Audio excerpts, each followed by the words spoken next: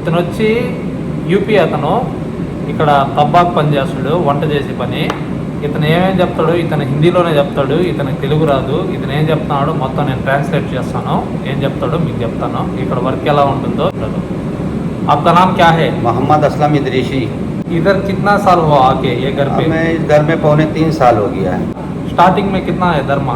दरमा स्टार्टिंग में 140 था, फिर अभी 10 दिनार बढ़ गया, 150 हो गया।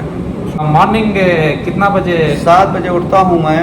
हाँ। नाश्ता 8 बजे तक का रेडी करना रहता है। उसके बाद खाना चढ़ा देता हूँ। खाना पकता है 1:30 बजे, पौने 1 बजे, 1:15 बजे तक का खाना रेडी करना है मेरे को। अच्छा। उसके बाद खाना हम लोग खा लेते हैं, 2:30 बजे तक का मेरा काम खत्म हो जाता है। नाइट कितना बजे होएगा? नाइट को 11 बज जाता है, 10:30, 11, 12 के अंदर अंदर काम खत्म होता है। इधर काम क्यों है? काम बहुत अच्छा है, घर बहुत अच्छा है माशाल्लाह। घर सब घर की बात हम नहीं करेगा, मैं अपने घर की बात करेगा। हमारा बाबा ठीक है, हमारी मामा ठीक है, हमारी मामा नीदा, स्टाफ इज ब्यूटीफुल।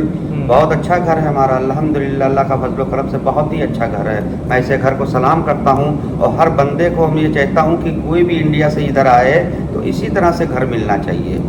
అతను ఏమేం చెప్పాడో మొత్తం విన్నారు కదా.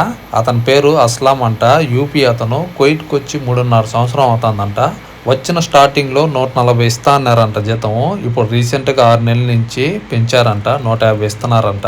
140 అంటే మన ఇండియన్ కరెన్సీలో 40,000 అవుతుంది, 150 అంటే 43,000 అవుతుంది. మీ కువైటీ వాళ్ళు ఎలాంటి వాళ్ళు అని చెప్పి అడిగాను. మా కువైటీ వాళ్ళు చాలా మంచోళ్ళు, నన్ను చాలా బాగా చూసుకుంటారు అనేసి అంటున్నాడు.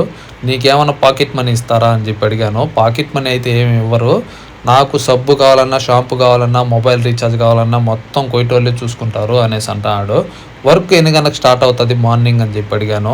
తెల్లారితో 7 గంటలకు స్టార్ట్ అయిందంటే నైట్ 10:30, 11 అవుతుంది అంట నిద్రపోయేకాడికి. ఖాళీ ఎప్పుడు దొరకదా అంటే దొరుకుతుంది 2:30 నుంచి 5 వరకు అనేసి అన్నాడు. ఈ వీడియో చూశాక మీకేమనిపించిందో కామెంట్ చేయండి.